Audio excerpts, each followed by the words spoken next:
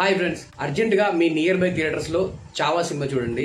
Next లెవెల్లో ఉంది. శివాజీ మహారాజ్ తనయుడు శాంబాజీ మహారాజ్ జీవిత కథ ఆధారంగా వచ్చిన ఈ సినిమా ఇటీవల ప్రేక్షకుల ముందుకు వచ్చింది. నేను రీసెంట్ గా ఈ సినిమా చూసాను. నాకైతే నెక్స్ట్ లెవెల్లో నచ్చింది. వికీ కౌశల్ యాక్టింగ్ అయితే నా భూతో నా భవిష్యత్తు. ఈ సినిమాతో ఆయనకి ఖచ్చితంగా నేషనల్ అవార్డు వస్తుంది, గ్యారంటీ.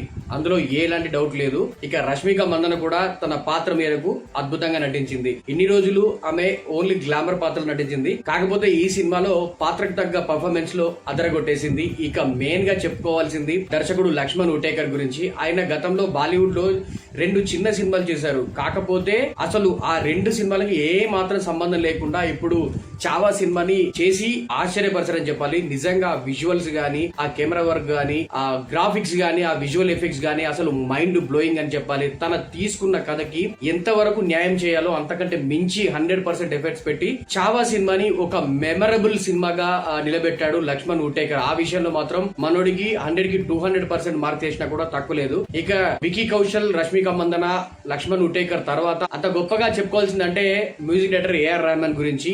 సాంగ్స్ విషయం పక్కన పెడితే ఈ సినిమాకి ఏఆర్ రెహమాన్ అందించిన బీజిఎం అయితే నెక్స్ట్ లెవెల్ అని చెప్పాలి. తన సోల్ఫుల్ మ్యూజిక్ తో సినిమాని నెక్స్ట్ లెవెల్ కి తీసుకెళ్లాడు. ఆ విషయంలో రెహమాన్ మరోసారి జాతీయ స్థాయి గుర్తింపును సంపాదించుకుంటాడు అనడంలో ఎలాంటి సందేహం లేదు. నిజంగా సినిమా మాత్రం చాలా ఎమోషనల్ గా ప్రతి ఒక్కరి గుండెను హద్దుకునేలా సినిమా ఉంటుంది.